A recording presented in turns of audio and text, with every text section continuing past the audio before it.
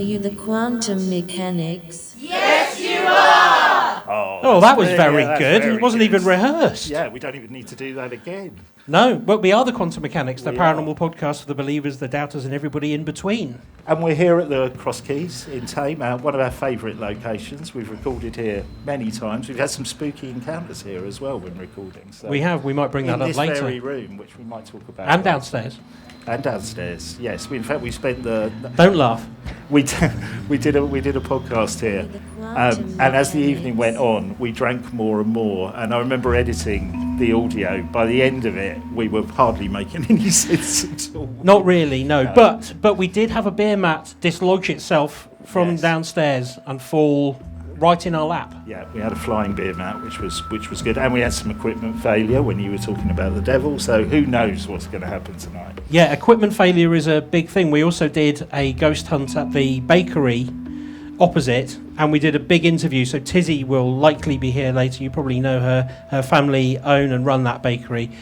We did a big interview with her ex-husband, and none of it was picked up on our machine, although everything else was. It was as if... Yeah, it was really weird. It was like, and you know what? I have to say, it was the best interview I've ever It was done. the best interview you've ever done. Yeah, And- it was and fantastic. All I got on the recording was me welcoming the person to the interview.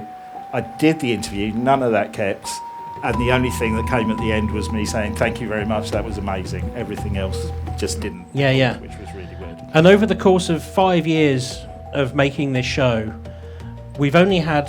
Well, that's one spooky encounter. We've had one more, which I think we'll bring up when Ruth is on stage. If you're listening to the show, you'll know it. It's from Shepton Mallet Prison. Yeah. But that was particularly weird. But the thing about the paranormal is it doesn't always make itself known. It doesn't perform on demand. Joining us on stage now, please give a big hand to Ruth Roper Wylde. We first met Ruth, maybe 4 years ago, I think, when you came Probably. on the show. Yeah, probably. And you were in our Halloween special last year, I was. and you've now got 10 books out, available to buy. Available to buy. Only meant Signed. to write one, got a bit carried away. And every time we speak to Ruth, she's always got more stories that we hadn't heard before, and they're surprising stories. She was just telling me one as we were getting ready, which I will ask you about later. But I thought the best thing to do for the Halloween Hangover is for you to tell us some of the stories that you have come across recently, and then we'll pipe in our normal, annoying podcast way and ask you questions about them. In your normal, smooth, completely That's professional correct. way, you mean? Yeah. That's Yeah. the words I Yeah. was looking for. Yes. That's what we were looking for. So, hello, everybody.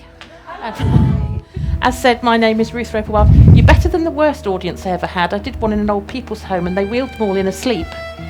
Honest to God. And they all stayed asleep. The staff seemed to enjoy it, but, you know.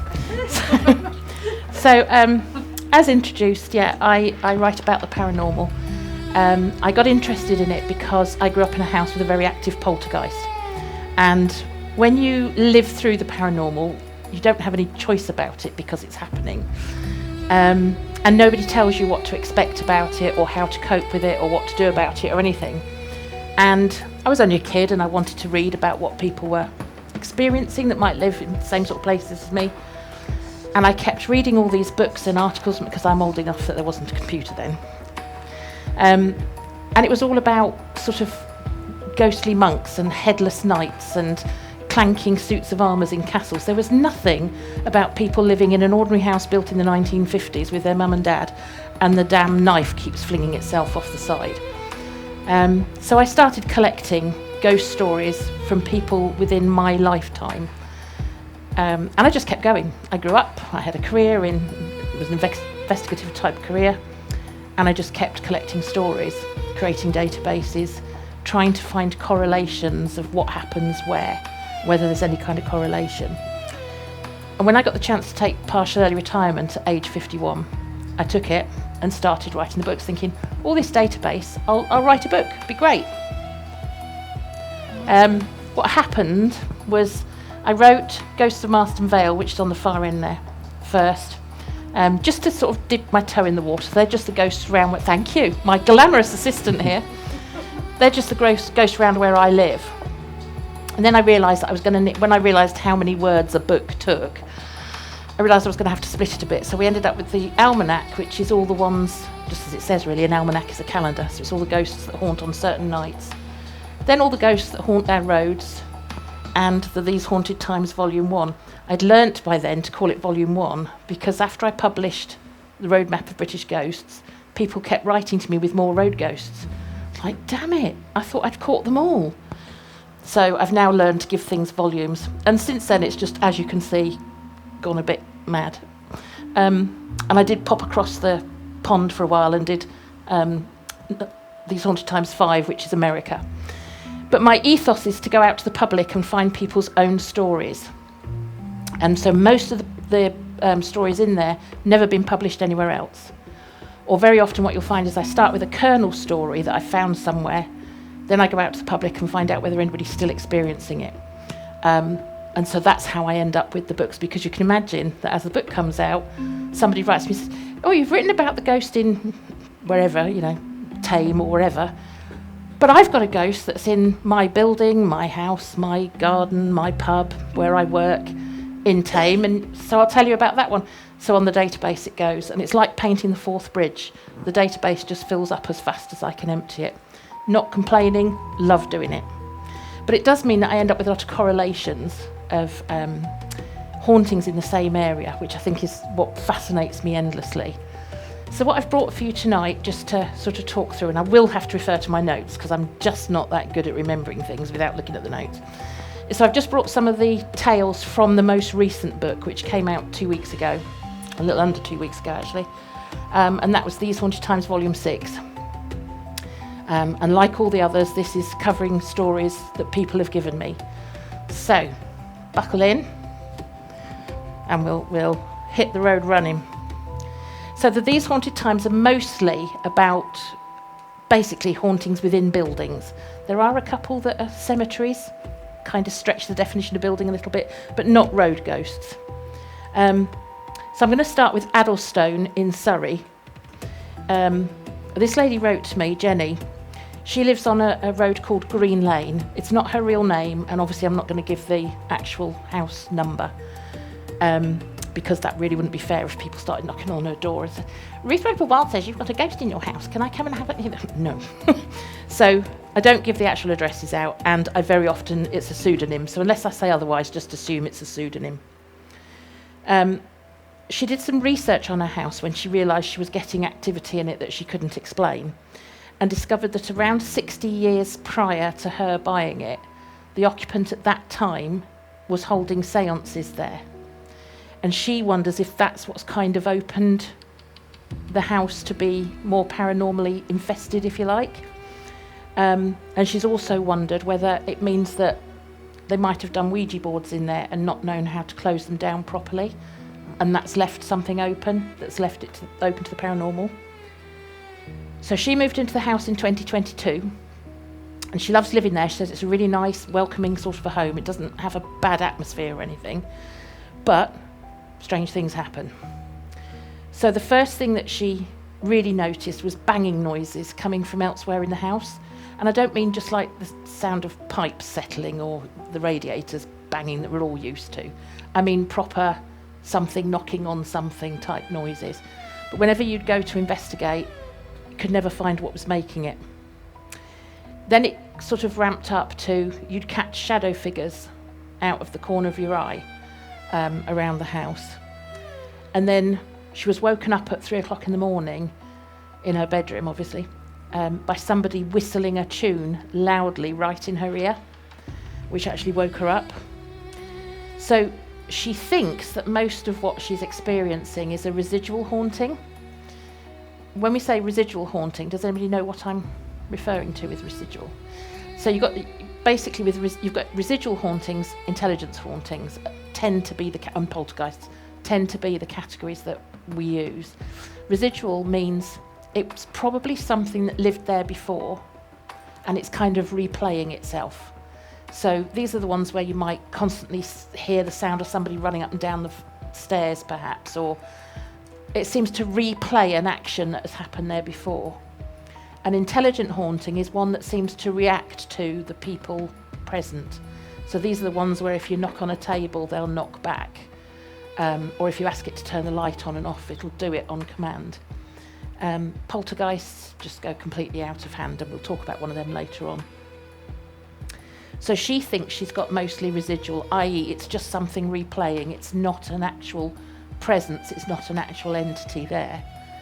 But she also thinks that every now and again she gets an intelligent type haunting that seems to pass through, stay for a short while and then move on again. Now this is not a concept I'd come across before particularly, so I think it's quite interesting, because mostly if you talk about a haunting, it's pinned to either a spot or an individual or sometimes even an item, or a geographical location.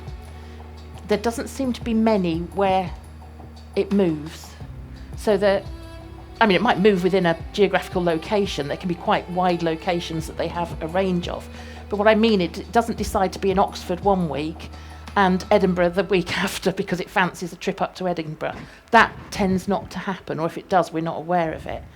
So the idea that she seems to get spiritual activity that wanders through the house and then wanders off again, is quite fascinating to me. But she thinks it might be because of whatever happened in the house 60 years ago. Can I ask you a question? How does she know the difference between those two? Because things? when she's got an intelligent spirit passing through, she gets answers. If she tries knocking, it knocks back. Right. And then it'll all go, she won't get anything for months and months and months. And she says the atmosphere changes slightly. So she's sort of aware that what usually goes on in the house is suddenly different. Is she scared of it? Sorry? Is she scared of it? No. She says she's not scared by it at all. She just finds the whole thing fascinating. She's got kids, little kids, so she never talks about it in front of them. But what she has done is she's installed CCTV around the house, good lass, to see whether or not she can capture anything. And she's told the kids it's just for security purposes. And she never reviews the footage when they're in the house. She waits until they're at school before she reviews the footage. And if they come to her and say, "Oh, I've seen a shadow in my bedroom, Mum," she says, "Oh, it's just a reflection from the road outside. It's not." So she's trying to keep it out of the children's purview, as it were, because she says the house itself feels perfectly calm. There's no sense of heaviness or evil or anything in any way negative. It's just a normal feeling house. She did have it blessed as a precaution, but she says that was just a precaution because she's got children there, really.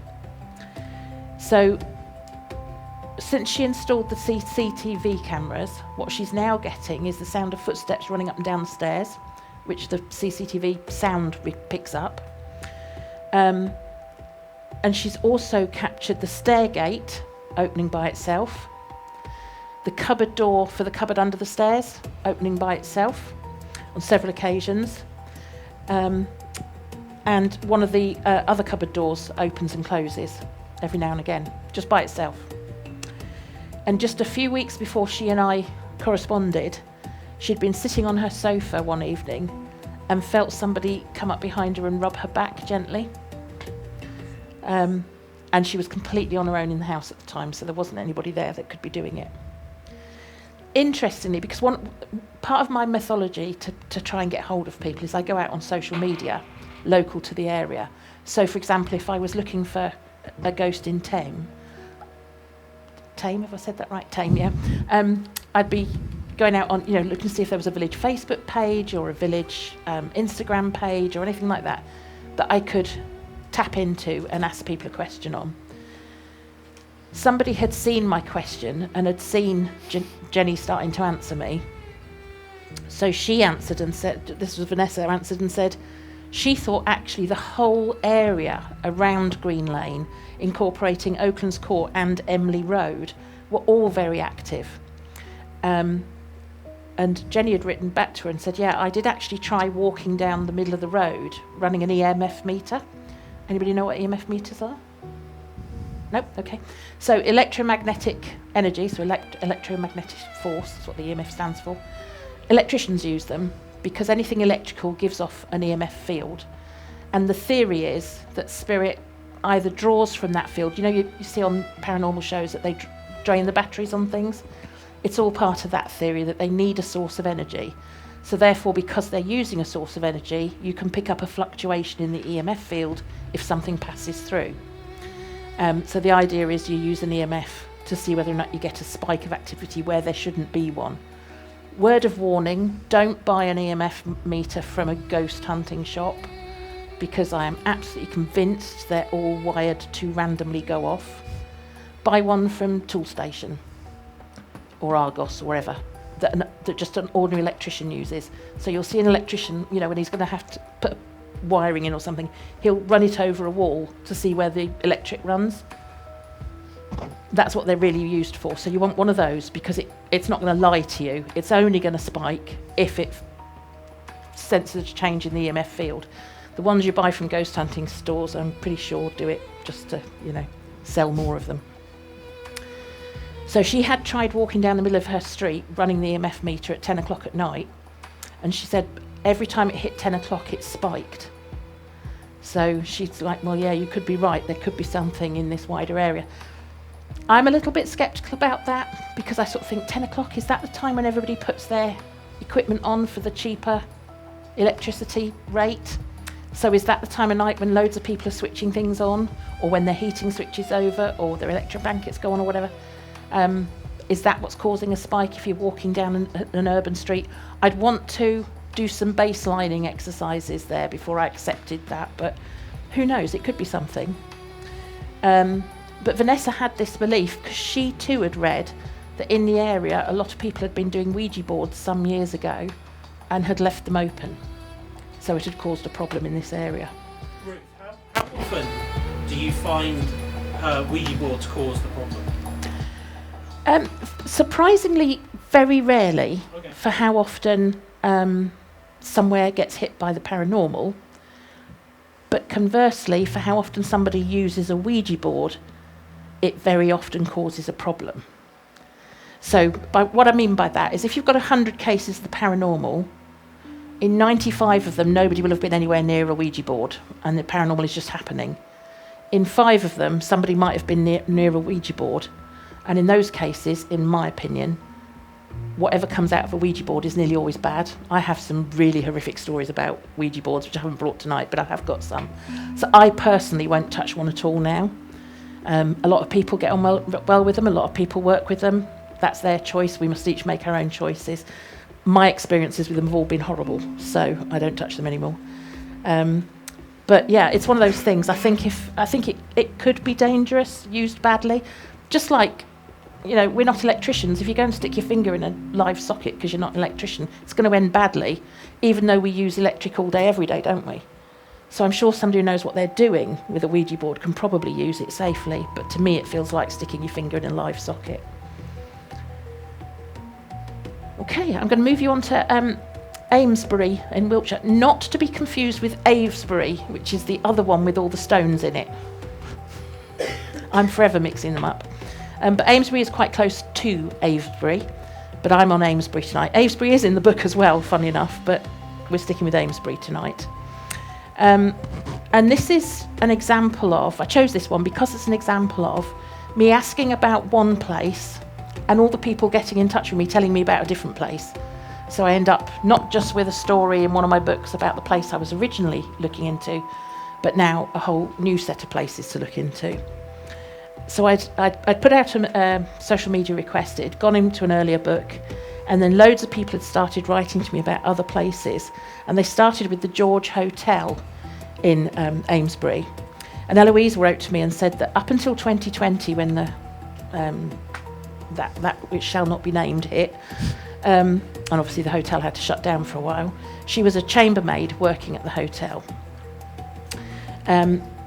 She was working away on the second floor, because that's the patch that, you know, they were kind of her patch. She did the rooms on the second floor, and she often saw shadow figures walking past her or walking down the corridor as she was working away, and she would often feel like she was being watched.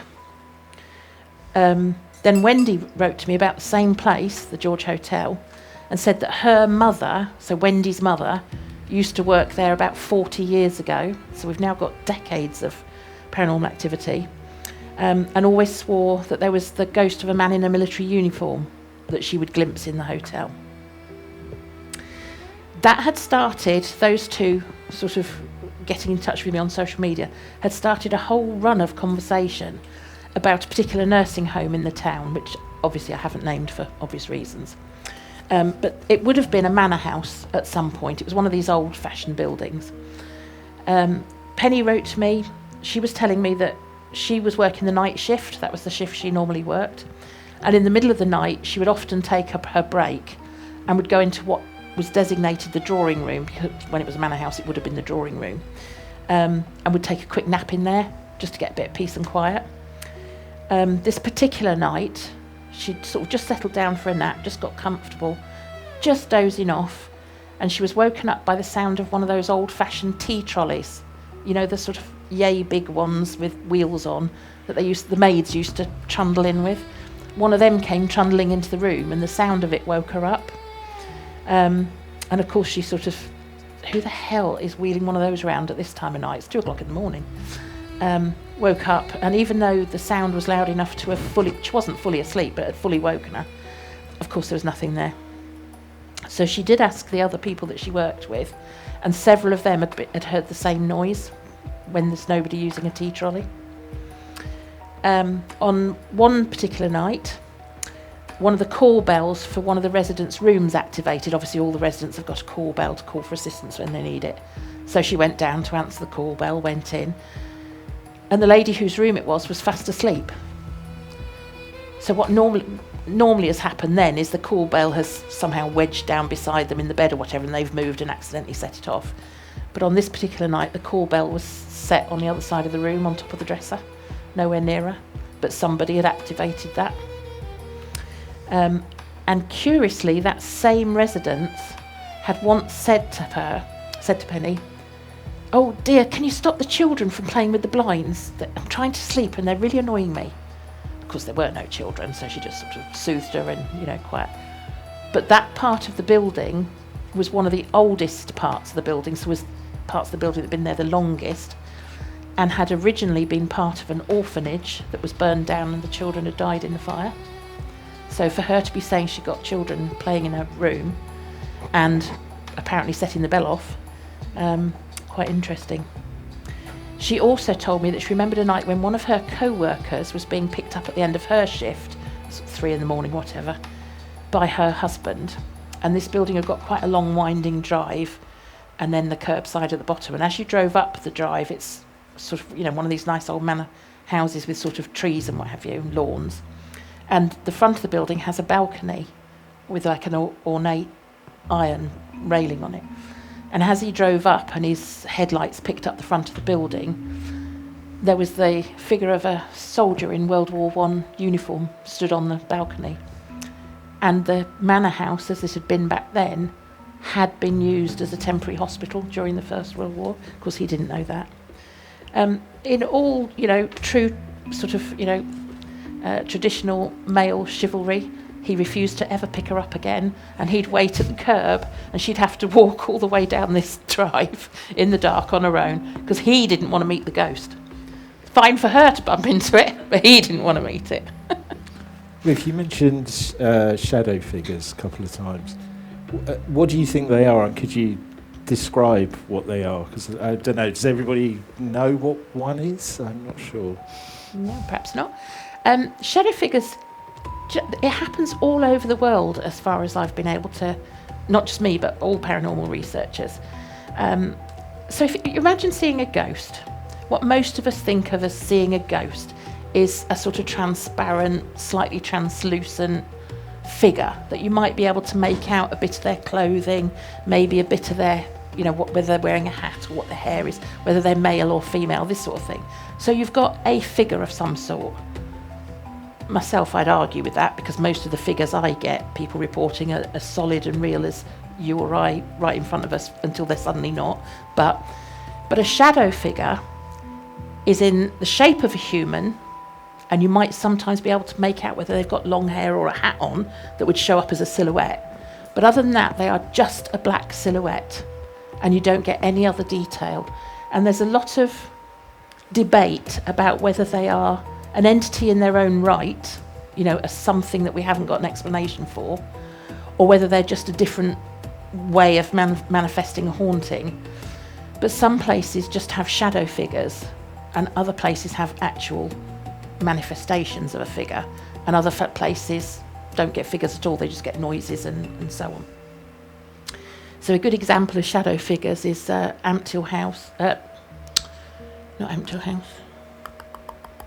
It's just by Ampthill. It's dropped out of my head. It's a big ruined house anyway, near where I live. And I've seen the shadow figures there on quite a few occasions now, at least 6 or 7 occasions. And if you walk down to it, because there's like a long driveway down to it, it's been ruined for 200 or 300 years. It's a really old ruin. And then walk back up and lean on the gate and choose a day when nobody else is around, you can see shadows walking across the doorway backwards and forwards of people. And I've seen that on numerous occasions now, and I've narrowed it down to it's nearly always on cloudy, overcast days. You never see it in bright sunlight.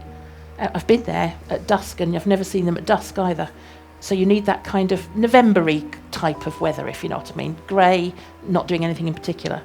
But that's shadow figures where they, like I say, there's a debate about whether they're entities in their own right or just a different way of manifesting. And there's one very specific shadow figure which appears to be ubiquitous.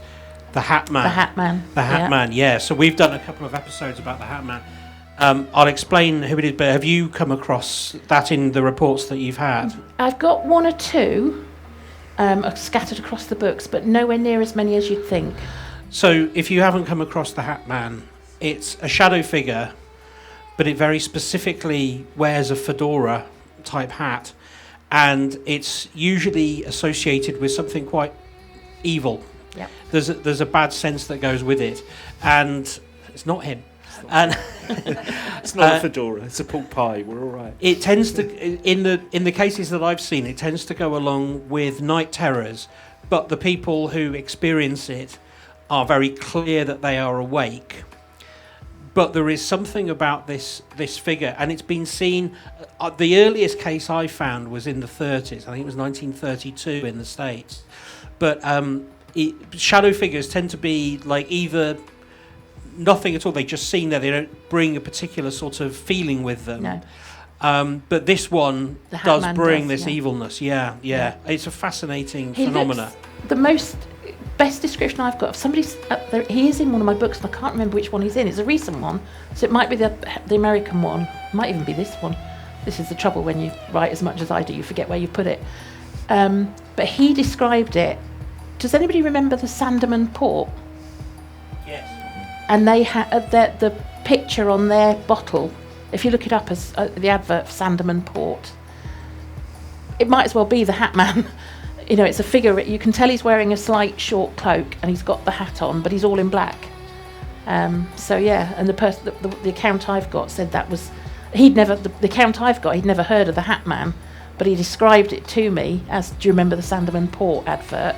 And I thought, no, I don't actually. So when I looked it up and saw the figure, I was like, oh my God, he's talking about the Hat Man. So yeah, and yes, you're right. The Hat Man always brings with it a bad feeling. Shadow figures are just figures that normally... The one thing they do tend to do, more than apparitions, is peek their heads round doors. You seem to get a lot with shadow figures of them kind of round a door at you like that. Is that what you saw? At Shrewsbury, Shepton Mallet, yeah. So, and they're usually just shadows then that do that. Yeah, just to keep a long story short, the whole of the crew, the extended TQM crew, we went to spend an extended evening at Shepton Mallet Prison, and I had some night vision. So they're not infrared; they're enhanced light vision glasses. And we'd had quite an active evening. We're still debating. We did have a screw thrown at us, and we're still unsure how that could possibly happen. But yes, in one of the cells, I saw a Head and Shoulders peek around a door, but like quite high. But it was the whole Head and Shoulders. It came out and back in again, and it frightened me. So I literally jumped off my seat. You really freaked out. I really freaked out. Yeah. Unfortunately, we just stopped recording at that point. Yeah, so we didn't get it. yeah. But it didn't. As you say, it brought no malice or anything. But it was part of a collection of other things. So there was we had a device with us which, when the beam was blocked, so it's a sort of, it's one of those, as you say, from a ghost hunting store. It wasn't ours, it was with one of our listeners. Very expensive piece of kit. He'd put it away in a flight box, and when it was active, it plays a little tune as if it was emulating a music box. When it was away in its flight case, because he didn't want to get it damaged, it was clearly off and away. In one of the cells, a few tens of yards away at least, there was that noise, the same tink, tink, tink, tink, tink, tink, tink, tink. And then we had some EVPs afterwards. So Tim, who's at the back, who was with us, he on his recorder, and then you on your recorder as well, we both had a noise straight after us saying something relevant on the tape, and then the last thing that we saw was this shadow figure. I'm glad I only came across it after we got back home, because I was in a cell on my own in completely the dark, and I just said something. I didn't hear anything until I listened back when I was editing, and there was, it was literally well, and it came up on Tim's recorder, because Tim said after the screw was thrown at us, "Isn't that what prisoners call the prison guards, screws?" And it was at that moment we got a we call it, what do we call it? We gave it a name. It's like, what do you call it, Tim? The golem. Yeah, it's like golem. Oh, yeah. Yeah, it was a golem noise. Yeah, it was extraordinary. That's a good episode, that, if you wanted to check that out, the Shepton Mallet one. It was, we went there thinking we're just going to do some history of the place, and suddenly it turned into Most Haunted, which we didn't plan or want it to do, but yeah, it did. Sorry, Ruth, we're taking over your stories. That's the best thing about the paranormal, is you never know when it's going to happen. Yeah. Well, it always seems to happen when we turn the recorders off. So yeah, it does that a lot, actually. I then had a chap write to me to say that when he was a teenager, he lived in Amesbury, and there was the grounds of the old abbey, and like all teenagers everywhere, they want to sneak into places they're not meant to sneak into. I'm sure you all did, I certainly did. And they had decided they were going to sneak in at night because the rumour was the grounds were haunted and they wanted to see for themselves. This was in the late 1980s. And they were trying to get as far. There was one of these old ornamental Chinese house and bridges that you used to see in old manor houses a lot. So they were sort of sneaking, if you can imagine, late in the evening, they're sneaking across the grounds trying to get to this bridge, when they suddenly heard the sound of a load of guard dogs barking that was clearly running dogs, not stationary dogs. So they pelted back for the wall was scaled over, and they could hear the dogs getting closer and closer, and they're, oh crap, we're going to get bitten here. They were right at the point of the boundary that they were going to have to go over, and the dogs by now literally sounded directly behind them. They kind of turned round to go at bay against the wall and try and get over it. Not a dog to be seen anywhere, and the noise turned off like that.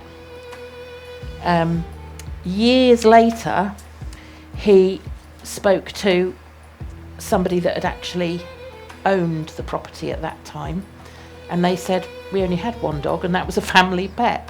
We didn't have guard dogs. But there was a pet cemetery in the grounds of the Abbey where about 10 dogs were buried. So it may well be that they got chased off by the actual ghost dogs. I love a pet cemetery. It's interesting. No, Stephen King has put me right off pet cemeteries. Another building in the same town, so this is what I mean about, I start with one and it just grows, is the Antrobus Hotel. In about 2017 or so, their CCTV caught, so the bar was open, people were at the bar drinking, normal evening. The CCTV caught, behind the bar there was like a little tiny door about yay big. I don't quite know what it was for originally, but it was like a little proper door, whatever. And it just slowly opens and then slams shut, because I actually managed to find the video clip online, and nobody had noticed it opening, but when it slammed shut, a couple of people kind of go, oh, what was that? But didn't catch what was shutting before it was already shut when they looked up, if you know what I mean. And apparently that has quite a lot of poltergeist activity, so TVs will turn on and off in the bedrooms when people are staying there. Lights will turn on and off, the doors will open and close when people are staying there. I found accounts from people who'd been working there 20 years ago, knocking sounds on the door to the bar after they'd closed for the night, and they'd go to open the bar door and say, look, we're closed yet, and there'd be nobody there. They also heard those knocks down in the cellar, and they said it always felt creepy down in the cellar. I found another account from a lady who worked as a chambermaid there when she was 13. So that must have been a lot of years ago for a 13-year-old to be allowed to work as a chambermaid. And she recalled hearing doors slam even back then when nobody was in the room and what have you, and the sound of people running up and down the corridors when nobody was. She'd also heard this knocking on the bar door when there was nobody there. Then Katie wrote to me about it and said, because I found all of that researching, because Katie had written to me, she'd actually stayed at this hotel doing a ghost hunt, and in their bedroom that they stayed in, the bathroom light kept turning itself on and off while they were staying there. They did do a Ouija board session in one bedroom, but she says she doesn't think there was anything to that. She thinks one of the other people visiting was pushing it, just cheating. So she didn't think anything much of that. She thought it was just giving out inaccurate information and cheating, which of course is entirely possible to do with Ouija boards. Then a local historian got in touch with me. He had been given a tour of the hotel some years back and had been told by the hotel proprietor that it was haunted by the ghost of a little 7-year-old girl that had drowned in the well in the courtyard centuries ago, and that this little girl spirit was seen and heard down in the cellar.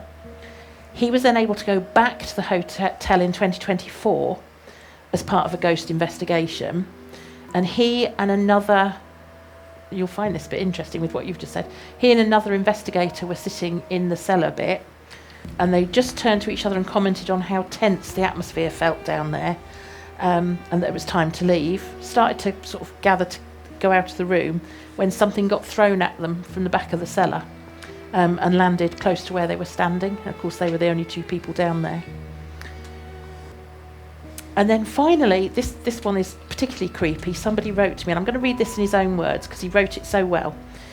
He said, in the winter of 1986, when I was a young lad, me and a friend were walking towards Lord's Walk entrance from the London Road end. Lord's Walk is a path that goes through a particular part of the town.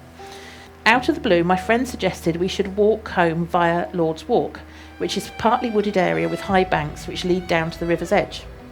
It was already late in the evening, about 9 o'clock, as we took our walk, and already cold and of course fully dark. I had my doubts about the wisdom of walking down there, as it looked so eerie with its tree-lined path.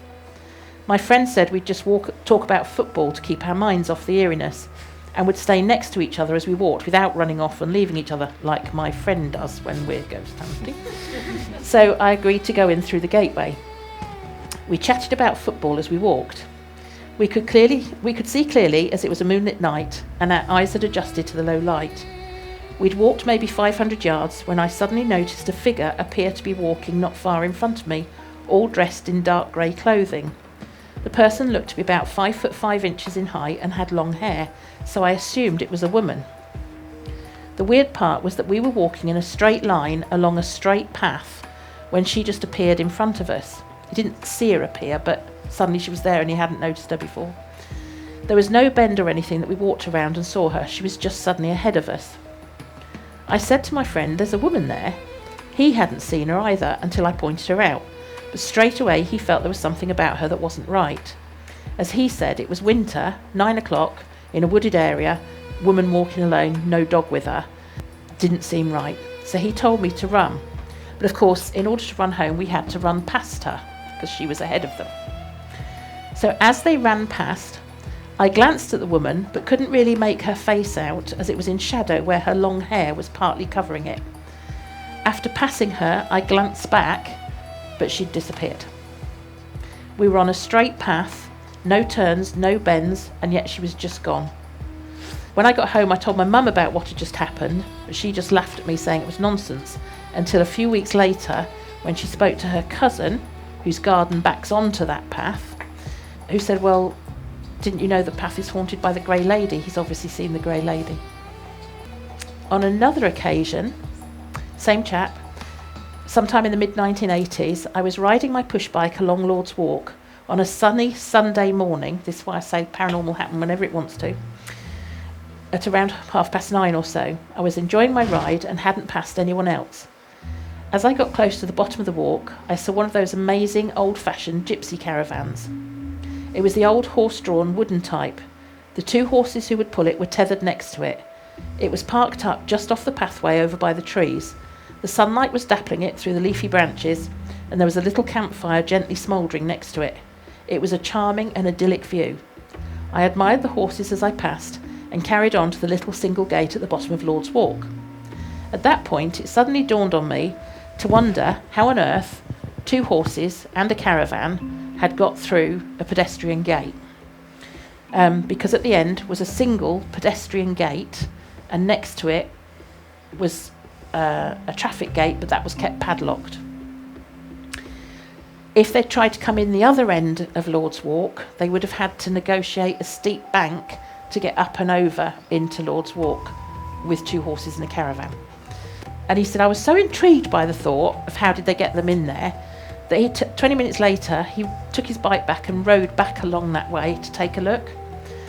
And when he got there, we're in 20 minutes later, the caravan, the fire, the horses, all gone. No trace of them on the grass, no trace of the fire, no trace of the horses. And this was 9:30 on a Sunday morning, bright sunshine.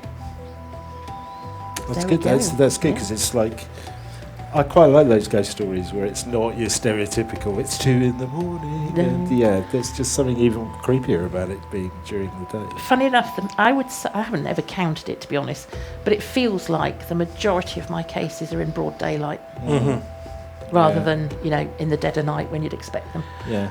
Well, So, why would they be? If it's the real thing, why would it be? We should get some ghost stories being told to you, if that's okay. I'll just say one thing as well. Whenever we record the podcast, it's a big thing, if you listen to us, that Ben's dog is always snoring in the background.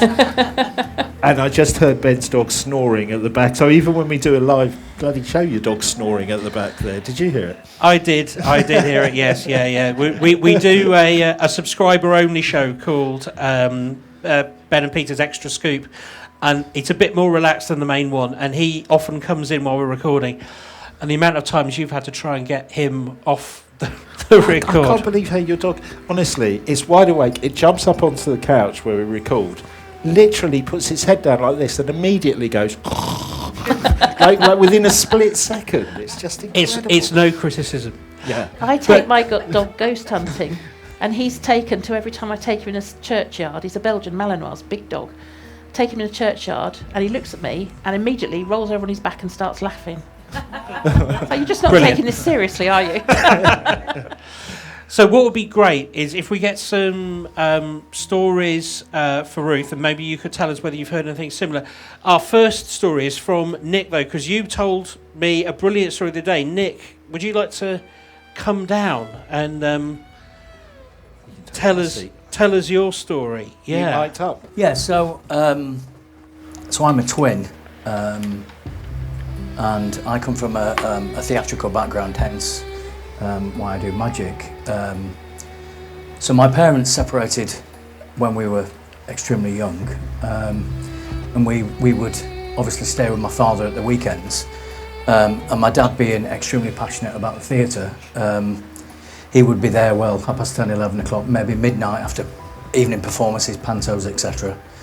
And the story goes that there was a flyman. So a flyman is, for those who don't know what a flyman is, it's all the cloths that come in, and he would bring the flies in or out.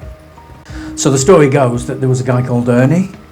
He had a lot of financial problems and he hung himself. For those that are quite young, probably don't remember the name Jack Douglas from the Carry On films. He used to go play, that guy. And he witnessed something there on the stage one night, and as kids we just thought it was just some massive myth. But one particular night, my dad had worked so many hours and he was asleep on the desk. So me and my twin brother, after the performance had finished, we'd get torches and look between the seats for money. And we went back into the office and my dad was asleep on on the desk, not literally on the desk, but his head was on the desk. So we sat in his office, and all of a sudden, and absolutely God strike me dead, this is absolute fact, the door just flung completely open. With that, my dad jumped up and said, "What was that?" So we then go into the bar, and all the lights are completely faded, just the green exit lights, and we saw this shadow just go past. And to this day, absolutely, that was Ernie. Was it a bad spirit? Was it a good spirit? At that age, I didn't really know, but it's never left me, that. It's never left me. And it was quite spooky. That's amazing. So, did you feel that it was... sorry, you put it right. So it's not an intelligent haunting, it's a residual, yeah. Did it feel like it was interacting with you, or did it feel like it was just there? Yeah, it was quite a weird thing, because given the fact that we were only, I'd have been probably 9 or 10 at the time, but we'd grown up with this story of this Ernie, and we'd never witnessed it, but it was real, absolutely 100% that was real. Which theatre was it? The Tameside Theatre in Ashton-under-Lyne, Manchester way. I shall have to check my database. Yeah, Trudi's done a bit of work on it, haven't you, Trudi? But I imagine theatre's come up a fair amount in your stories. There's one in the most recent book with Danny LaRue. So I interviewed the chap who used to be Danny LaRue's driver for a few years. Yeah. And Danny was working at the Wimbledon Theatre. I'm doing this off the top of my head, so I might get the details slightly wrong. They were working at the Wimbledon Theatre one night, and the lady who, so I'm sure you'll be aware of this, but I wasn't aware of it, but often when there's a theatre production on, there's hardly anybody backstage, unless it's a really big production, but when you've got like a single performer on, there's usually the person doing the front desk and maybe an announcer if you're lucky, and it's like it's a really skeleton crew that runs it. And the lady who would normally do the front desk and what have you needed to get home for some sort of family emergency. So Danny and his driver had said, the chap I was interviewing, had said, "Yeah, you go, we'll lock up, don't worry, we'll close up afterwards." Which they agreed to do, and they turned off all the lights and went to close. And as they went, and she said, "Just shut the main doors behind you as you leave, that'll lock them, you don't need a key or anything." Just before they did that, they turned all the lights off, and they heard a door bang elsewhere in the theatre, and the light went back on.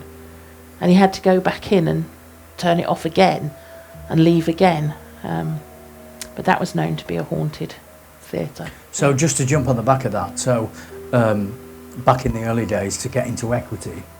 The Actors Union? Yeah, the Actors Union. I was classed as a dresser for Danny LaRue. And we had a conversation one night, and this came up in the theatre. So Danny witnessed exactly, not exactly the same. Danny was a big drinker, and him and my dad would spend many an hour at night drinking.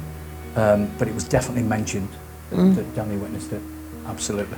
And Danny's husband, I didn't include this in the book because obviously this was coming third hand from his driver, and I didn't think it was right without asking Danny's family to put it in the book. But the driver can remember staying over at Danny's house when they were due to go to Liverpool or somewhere early the next day. And he got up in the middle of the night to go and loo or whatever, get a drink. And there was a chap just letting himself into Danny's bedroom. And he sort of thought, he's having a bit of fun tonight, none of my business. But he did ask him the next morning, and he's like, no, nobody stayed over last night. So he got him to describe him to him, and when he did, it was Danny's husband that had died a couple of years earlier. So, and Danny was furious because he never saw his husband as a ghost, but his driver did. Wow. Gosh. So, yeah. That's fantastic. Thank you. So, should we go around with a microphone? Who has got a ghost story? Thank you, Nick. Thank you very much, Nick. Has anyone got a ghost story they want to share? Oh, come on, don't be shy. Don't be shy. No one? Oh, there's one one at the back there. Hello. Hello. Who are you? Sorry? What's your name? It's Sandra. Sandra, tell us your ghost story. This happened probably mid-80s, is rural Ireland. where I'm from. And my aunt and uncle were home visiting. It was during summer holidays. And they went to my grandmother's house, which was about 10 miles from where I was. As I say, it's the middle of the countryside. They went over for a visit. They had hired a car, and they then went to come back to my parents' house.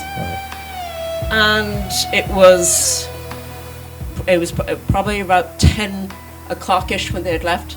Very dark night. We call them ink black nights. Right, I got the picture. Yeah. Small rural roads, and as they were driving back, independently, my aunt and uncle both saw what they thought were 3 hooded figures on the side of the road, like up on the ditch, if you like. Right. But they didn't say anything to each other. Just shortly after that, about maybe 3 turns down on the road, the car broke down. So they were, now I just point out that the car was, although it was a hire car, it was from a local garage. It was an old Escort and had thousands of miles on it. Right. No phones, no nothing. And at this point, they then spoke to one another and went, "Did you see that?" And they tried to reason it away and thought it was maybe 3 cattle that were on the side of them. Right, that they've misseen it. Yeah, some seen way. it in the headlights and stuff like that. And you tend to scare yourself as well the more you talk. They were stuck there for probably 2 to 3 hours. Now, back at my parents' house, everybody was getting a bit anxious because they weren't there. They hadn't returned, and my grandmother didn't have a phone, so they couldn't check where they were. Right. But as much as the car had broken down, it then started up for no reason as well. Oh, really? And they got back to my mum and dad's house around 1 o'clock in the morning. I was a small kid, I was in bed, but I knew there was anxiety in the house because they were missing, effectively. Right. Following morning, my dad and my uncle went out to the car to check it over. And I did see this, and all of my siblings saw it as well. I was talking to them just today about it. The odometer had clicked all the way back to 666. Ooh. Oh, Without any explanation. Wow. And to this day, nobody knows why. Wow, so it got back. It had gone back. It had thousands of miles on it, and it had clicked all the way literally around. 660. Yeah, so the Bible was brought out. There was a lot of kind Wow. of looking up and a bit of anxiety around that appearing.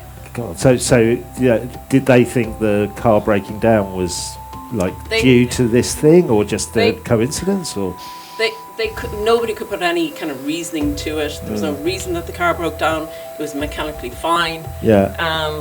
They did both see the hooded figures, but as I say, they both kind of didn't acknowledge it until they were stuck.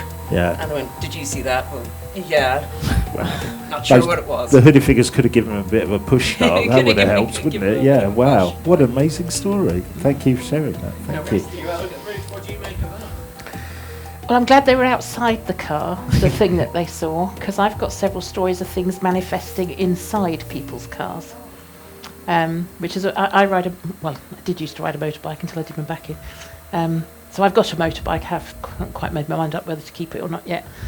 But I normally ride a big motorbike anyway. And it's always been my fear since reading The Hairy Hands of Dartmoor that something would get on the back of the bike with me while I was riding along. So it's my least favourite stories are things manifesting in cars. The Hairy Hands of Dartmoor, but if you haven't heard it, basically these things manifest, take the steering wheel and try and turn you into a launch, basically. Yeah, I'm trying to yank the car, and it's those stories go back to sort of early days of motoring, you know, when cars were open things. There's very few modern accounts of it, but I've actually got one. I've got quite a few where something has been glimpsed in the car, has materialised in the car, but I've got one where the chap was driving along down a country lane on his own, again very similar, late at night, and he heard something down in the passenger footwell and sort of thought, what was that? And I don't know if you've ever noticed if you're driving a car that you've got obviously the headlights ahead of you and you've got the lights of your dashboard in front of you. So if you try and look into your passenger footwell, it's pitch black, isn't it? You can't see. So of course he's looked down, he can't see because it's pitch black down there, but he thought I heard something move. And he hears it again, so he looks at it. This time he sees a little glint of light as he looks, like a little something glinting off, something moving. Not like a produced light, but catching the light. So he's trying to keep an eye on the road. This is all happening in quite a short span of time, much shorter than it takes me to tell it. He's trying to keep an eye on the road. He keeps glancing down. Every time he glances down, there's a bit more visible. So it starts off as a glint of light. That becomes a buckle that is obviously attached to a shoe with a bit of an ankle, that is then attached to a shin, that has then got a knee sitting in the seat next to him. Again, he's trying to keep control of the car. He's absolutely petrified. This is happening in a really short span of time. Like I said, much shorter than me telling it. He looks the last time and there's an actual figure sat there grinning at him. At which point he nearly loses control of the car, not surprisingly. I think I would have lost control way before then. Fights to get it back under control and brakes hard and looks again and it's just gone. Whatever it was just gone. But it reminded him of, like the old breeches and like buckle shoes. Right, yeah. You know. Sort of driver's attire from the 20s. No, much earlier. 1700s, 1600s kind of breeches. Well, more like a aristocrat would wear, really. Like stockings, men's stockings with the short breeches and the buckled shoes. So yeah, much older, sort of 1700s or so. What is somebody dressed like that doing manifestly? Don't know, but they do, because I've had another. There's another one. This one's in Baldock. I remember this one was Baldock. It was actually a friend of mine, which is why I remember it specifically. But she was coming home from dropping somebody off at an airport late at night, Stansted Airport, and she pulled up to the traffic lights at Baldock, waiting for them to go red. As she went to cross over the junction, going straight over the crossroads, even though you're on traffic lights, you do tend to look out either way, don't you? And as she looked that way, in the car parked at the side of the road right there, there was a figure sitting there wearing a full tricorn hat. In the car? In the car. And she kind of went, what the heck? And it had gone again. Considering how slow they travel, would that blow your mind, wouldn't it? Hitching a ride in a modern day car. Perhaps that's why they do it. Yeah, perhaps it's their their idea of fun. Yeah. Like, woo. Wow. That's amazing. Anybody else got any stories? Don't have to. If anybody want to share a ghost? Well, one over here. Oh, you're testing my The agility. roving reporter. Yeah. Well done. Do you want hello? Hi. Can you give us your name? Well, I do hear your name. I'm Kath. Kath. What have you got for us? Well, the house we live in now has what you would describe as residual hauntings, but the house that I first lived in the 90s, which is down in Churchill Crescent, had a very much a more interactive presence. I lived there on my own with my dog. There's no one else there. And over a course of several months, you could describe it almost like poltergeist type, but not as mischievous, but more obvious. Odd things would happen. I'd be chopping vegetables, my dog would be next to me. I would throw her a piece of broccoli, a piece of carrot. It would disappear in front of my eyes, and she'd be like, where the hell did that go? And it wasn't there at all. So little things like that.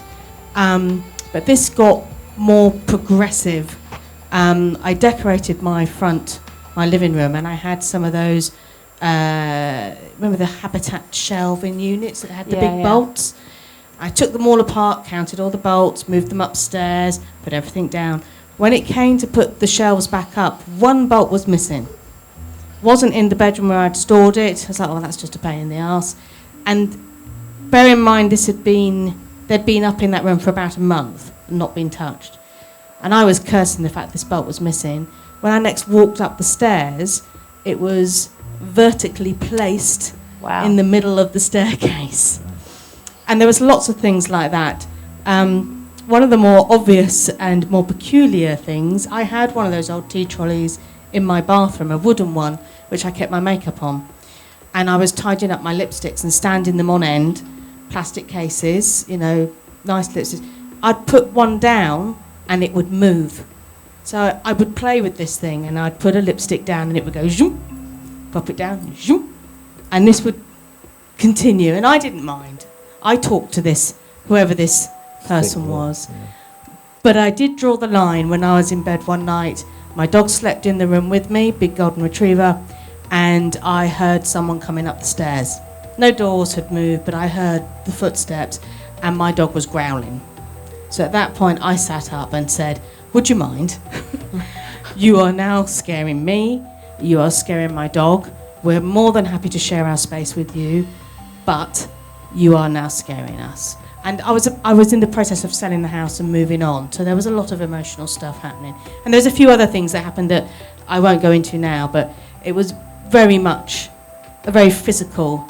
Very poltergeisty. Several years later, I happened to be at a party further down the same road, a few houses down from mine, and they described similar behaviour in their house where things would go missing and then reappear. And interestingly, it's on a big ley line down there, so it's quite an interesting. But I will email you because I've got lots please to tell do. you. But that's one of my stories. And when you said, like, that's enough and the ghost, you don't come up here, did it respect that? Yes, it did. It did respect okay. that. It did respect that. Yeah. I never felt threatened. I lived in that house by myself. Yeah. And I never felt threatened, never felt under any kind of... But it was a very physical things that were happening. There were other physical things that happened that are like, holy crap, but Yeah. I won't go into them now. Wow. So you set a boundary and it stuck by it. Set a boundary. Wow. Yeah. Amazing. Thank you. Thanks for sharing that. You're quite lucky, actually, because poltergeists normally don't respect boundaries terribly well. It was poltergeist. No. I didn't feel it was poltergeist because it didn't ever do anything that was annoying or I can't think of the Bit word. twisted feeling. Yeah, not twisted, not evil, not malicious. It was just someone else was existing in my house with me. And yeah, the footsteps up the stairs were, yeah, that's enough now. My dog was very mild-mannered, so for her to be growling, I was like, yeah, you've got to stop now. Don't open my bedroom door, thank you. Wow. I was just reminded downstairs of it's kind of a spooky story. We were talking about spooky places to live. When I was in my 20s, I was looking to rent a place near Muswell Hill in London. And I went into the estate agents. There was a place that was really cheap and looked really good. And I said to the estate agent, can we have a look at that one? And he said, yeah, sure, but I've got to tell you something about it. And I was like, okay. And it turns out it was the place where Dennis Nielsen had killed 19 people. And it was up for rent, and I was just like, he was like, do you still want to see it? And I was like, I don't think I do, actually. Just, can you imagine your first night there on your own? It'd just be like, oh my God. Yes, he did, yeah. That's how he got found out. God, can you imagine if your drain got blocked? You wouldn't want to unblock it, would you? But then, look. Well, also in that part of the world, you brought Misha Paris on, Yes. and her house was around there. So, does anybody know the 80s? You must. Most of us will know the 80s rock star, Misha Paris. The British Queen of Soul, I think. The British Queen of Soul. Yeah, well, that's what everyone calls her. I didn't know that. Yeah. Oh, okay. That's what everyone calls her, apart from you. But she came on the podcast because she had disembodied heads appearing in her house. The way she described it, just floating in midair. And then you did some research and found out that a previous resident of an adjacent house had the same thing. Yeah, in the 1800s. It was a floating head going up and down the stairs. Yeah. I know of a property in Wales that had that. Weird thing, isn't it? Yeah, and that was Floating just head. a floating head going up and down the stairs. Yeah. Oh, that was freaky. Imagine spending the rest of eternity as a floating head going up and down the stairs. Yeah, It's not a great view of the afterlife, is it? yeah. What happens to the rest of you? Well, it's better than the view that the pair of legs I've got in one of my accounts. It just Ah, crosses yeah. the road, just the legs on their own. Yes, well, I've been speaking about. I haven't been able to put enough evidence around enough of the accounts of that, but in Australia and New Zealand, I've got accounts of giant legs crossing the road, like the size of a house, legs crossing the road, and there's no body above it, and it walks out in front of cars and then disappears in the street, because you think, oh, you look up and it just kind of goes to mist above the waistline. But I've had 3 accounts of that from various different sources. Blimey. I know. Big Well- trousers to fill. Well, now we need to talk about psychic things and get back into the realm of the paranormal. What we do on the podcast is we each take a week and we tell the other a story. It's usually derived from an academic paper or something unusual. We try not to cover things that you would find on your regular paranormal podcasts. And because we're going to be doing some psychic experiments in a minute, I wanted to tell you about a demon. Because, you can accidentally summon them. And this is a story about that.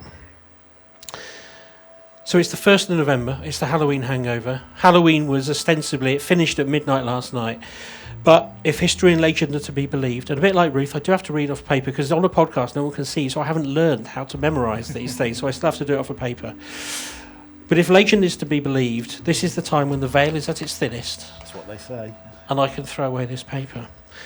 But you don't have to believe to feel an energy from the dark night, the decorations, the stories. And things make that more unusual. If you take out a black candle He's got his black candle out. and you light it, You like this at the same time. tell the ladies and gentlemen what that is. Oh. This is what we call Big Sage. Thanks, Amazon. It's not going to work, This is it? Big Big Sage. Yeah, we are sponsored by Big Sage. Sage. Get Now, all- these ghosts are get all your flammable. sage needs. So apparently this keeps cleanses. It cleanses, yes. Spirits away. You're not supposed to buy this yourself, right? You're supposed to get it as a gift from someone. Did you get it as a gift? It's from Trudi. Lovely, thank you, Trudi. But we tell ourselves ghost stories to feel a safe kind of fear. We know they're not real.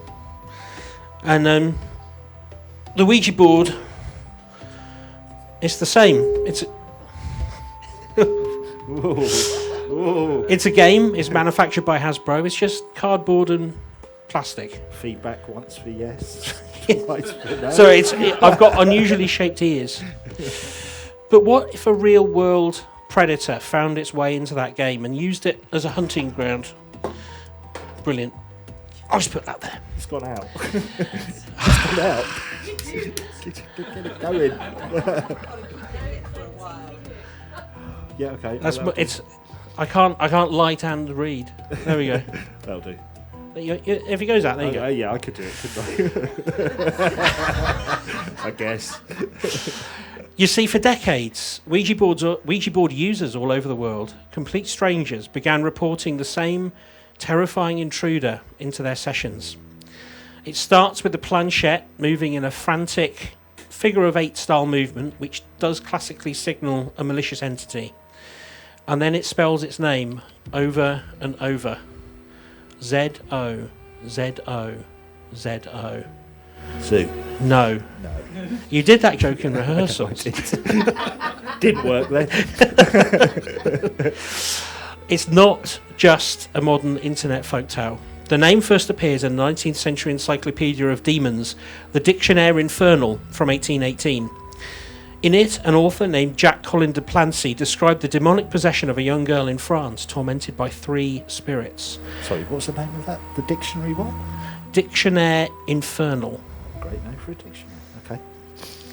One of their names was Zozo. Some paranormal researchers even believe the name is a modern corruption of a far older entity, the ancient Mesopotamian wind demon Pazuzu. I know, there's so many jokes to be had. But that is the same name as the demon in The Exorcist, if you recall. But the modern phenomena can be traced to one man, Darren Evans from Oklahoma. For those of you who listen to the podcast, know that I am grateful for a name I can pronounce. The spooky Darren Evans. It's a terrifying name, Darren Evans. In 2009, he posted his story on a ghost hunting forum, and it became the foundation of the modern legend. Darren's experience wasn't just spooky, it was a prolonged, systematic assault. After Zozo introduced itself through the board, it began to terrorise him and his family. It threatened his loved ones, leading to unexplained injuries and psychological distress. The encounter reached a terrifying climax with his infant daughter. One evening, she nearly died after being inexplicably submerged in a bathtub. When they revived her, the terrified child kept pointing to the corner of the room, repeating the one word that she had heard whispered throughout the house. Zozo. Yep. Soon after, she was hospitalised with life-threatening, unidentifiable illness. Darren was convinced the demon was trying to steal her soul. His wife, Kathleen, later said in an interview during this time that her husband was no longer himself and that a truly evil entity was looking through his eyes. After Darren shared his account, thousands of identical stories poured in from around the globe. People who had never heard of him described the same signature behaviours. They hadn't heard of Darren Evans. The Zozo spelling, the figure eight movements, the friendly act at the beginning. So typically this demon, before it got evil, would pretend to be somebody else. It follows you long after the board is put away. And the Zozo doesn't stay in the game. It attaches. It's a parasitic entity that feeds on the fear. So this name, documented over 200 years ago, resurfaced with the same identity and methods in countless modern homes, all through what we're told is a child's game. The most disturbing fact about Zozo isn't just what it does, it's how it spreads. So the next time you see or use a board, remember Darren Evans. Remember that name, because paranormalists, and that is what we call ourselves, who study the entity warn you of one thing above all else. Once you know its name, it has a way of knowing yours. And for that reason, we're not going to use the board. But tonight we are going to conduct a number of experiments to attempt to contact the dead. Or are they? Are they spirits of the deceased? Are they mischievous spirits who never had a time on earth? We don't know. You may know Trudi as the landlady of this establishment, or you may know her as one of the Psychic Sidekicks from the show. But she is going to help us get in contact with those that lay beyond the physical world. Trudi, are you ready? Yes. Okay, come on up here then. Welcome, Trudi. Do I need to get this lit? Okay. What's your name? Joe. What's your name? Zach. I'm going to choose something and have a little feel, and it's energetic feel. So if you think of us, I can take a ring and take a shape of it, and I can see that. The idea, I'm going to be feeling the energy of the ring. And then what I'm going to do with these guys next to me is they're going to take something out of the bag, hold it in your hands, both hands. That's it. And if it helps, you take a sense away. So if you take your eyes, if you're comfortable with that, close your eyes. Okay, so you take something out of there. And to take a sense away, so then you're feeling inside. And then what you do, it's like catchphrase. So you say what you feel. So if something comes up. So for listeners in black and white, Trudi has asked members of the audience to put some jewellery or personal possession into a felt bag. And we have two members of the audience up on stage. They've both got one of those objects taken out of the felt bag. And we've now got three people next to who have closed their eyes. We're not going to run away. So we've got our believer who's got a ring, and our doubter who's got a watch. And Trudy's also got a ring, I believe. Right, Yes. okay. As soon as you see something, feel something, hear something that you think is your imagination, just say it as if it's on a TV screen. Say what you see. And I think the trick with this that you have told me is sometimes you doubt yourself because you see something and you go, it can't be that. So the first thing that comes through, no matter how daft it is. Green, was that? Now, green is a colour of, energetically, it's a healing colour. Energetically, it's your heart. So also, if you try and feel if it's a male or female as well, the essence of it. Female? Female? Female?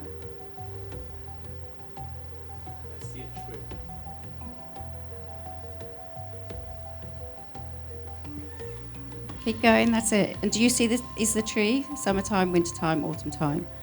What's the feeling of? It's quite sinister. Sorry about that. So the energy you're feeling, it doesn't feel like your energy. Does it feel like a part of you, or can you tell it's coming from somewhere else? It doesn't feel like a part of me. No, it's not a part of me, definitely. We're going to change if we swap. So if I take that ring, Joe, and we'll pass that over, and then see what qualities and energies you get out of these. First impressions? Saw something orange. Any state of emotions on any of them? Greed. Again, I am sorry. Are you going to have a go? Oh, Well done, Peter. Go. Go. Do I have to close my eye? Well, just to take a sense down. So, yeah, and just have a feel of. You can hold your nose if you want. Is there a I smell want to be there? able to breathe.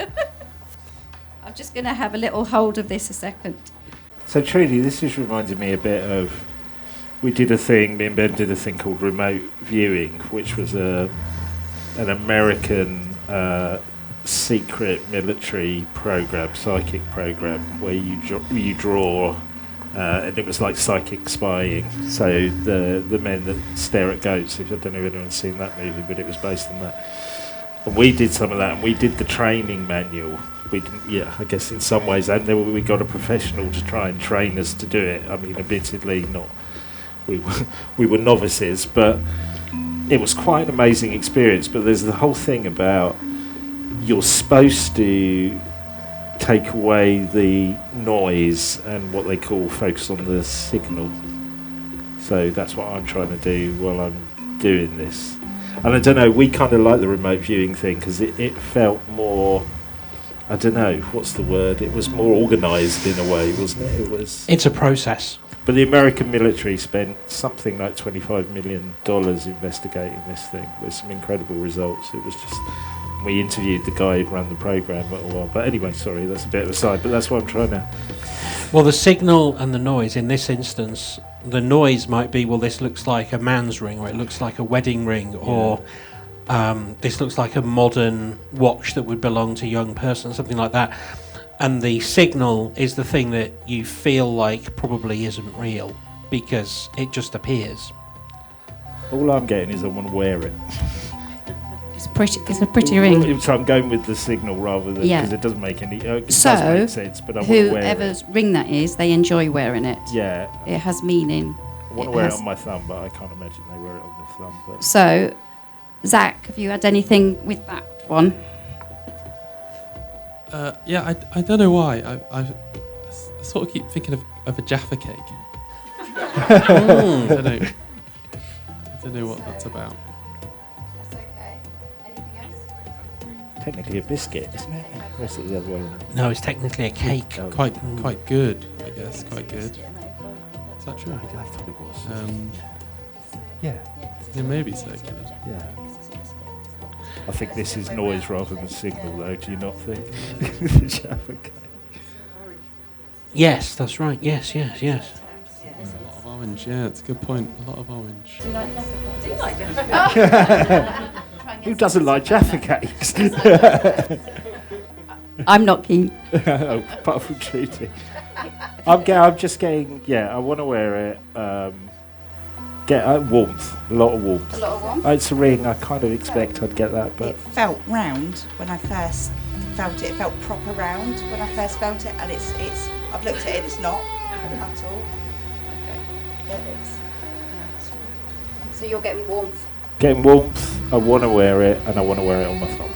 That's what I'm getting. Whose is the mood ring? Do you wear it on the thumb? No? No. Never? Are you Right. warm or cold? Right, there you go. I was right. I know I haven't done it yet. Ruth, have you got anything? I just keep getting like a mountain, but it's not like an English mountain. It's bigger, snow-capped with a lake in front of it. Okay. Ruth's holding a bracelet, a crystal bracelet. Is that yours? Does that make any sense? Could do, yeah. It could do several on 3 different accounts. It could do, yeah. And the feeling was... I don't get any feelings because I was finding it hard to concentrate because obviously we're in this environment. Yeah. But every time I managed to switch off the noise for a minute, all I kept getting was this singular mountain with a lake in front of it, snow-capped, bigger than English mountains. I want to say Canadian, but I don't know the geography well enough to say. I just think of bigger mountains being that way, if you know what I mean. And that's another thing when you do things like this. The knowledge is only, if we've been to certain countries, we'll understand that area. And, different religions, if we've learnt about it, read about it, lived with it, we understand it's a lot stronger for us. But you can't take away the impressions you get through. Yeah, I just get the impression it's bigger than Yeah. British mountains are. Yeah. Yeah. So I'm not like thinking of Scotland or somewhere. It's bigger. But that's I don't get any feelings from it. I've got your ring, Georgia, and there was stop it, making your own jokes now. There was obviously I know your name begins with a G, but I'm picking up a G associated with this that's not you, and also a large structure made of wood, like not necessarily a house, but like a big dresser, something like this. Does that make any sense whatsoever? My great-grandma was called Geraldine. Oh. I don't know about the dresser, but Geraldine, yes. With a G? With a G. Right, okay. It's funny, when Trudi's been trying to show me how to do this, I tend to be quite good at getting the first letter of the person, and then everything else not so good. But, yeah. That's interesting. That's what we're playing here rather than Wembley. Sorry, I will get better. But remember, it's like if you want to run the marathon, you don't run the marathon in a day, do you? It takes you a year of practice, or however long it takes. Yeah. So it's about practice. Are we going to, because you're practiced, are you going to have a go with one in a minute? Yes, I'm going to do it. Oh, but okay, great. I think I want to sit down here. Have you got anything, Nick? So I'm feeling shining like a shining star, or something very bright. What object have you got, Nick? A ring.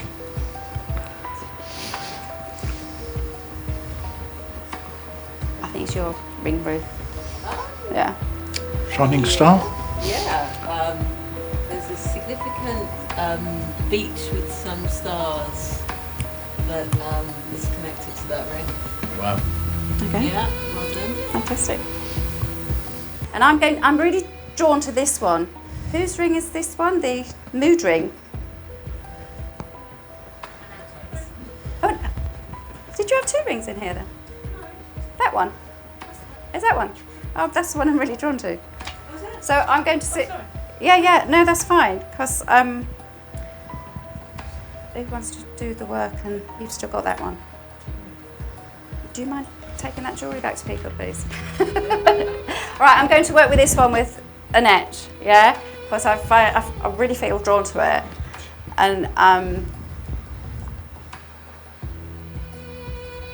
I already know that we've had a small discussion today. We've only met tonight, and she's very spiritual without her realising it. And I think that's why you're drawn to this as well, because it's once again the colour of green, the healing, the heart healing. So there's lots of healing being done for yourself and for your family. Yeah, because she's doing it herself without realising it. So And I feel like, as you said with your parents, it's just this, it's just finding this peace at home. And we talked about the Ouija board. Yeah, so Ouija board, Ruth, about closing them down and everything, which is really important, isn't it, once they've been used. And there's some history here that needs to be sorted. But then I think between us we can sort that.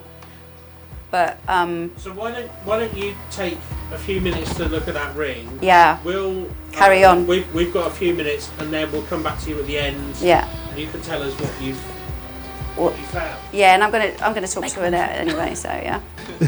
Thank you, everyone who came up. Thank you. Has anyone been to a psychic here? Oh yeah, you both have, haven't you? Yes, of course. Yes. Nick, I'll come to you in just a second because your story is the foundation of this podcast in many ways. Ruth, yeah, what happened when you went? It was a bit of a disaster.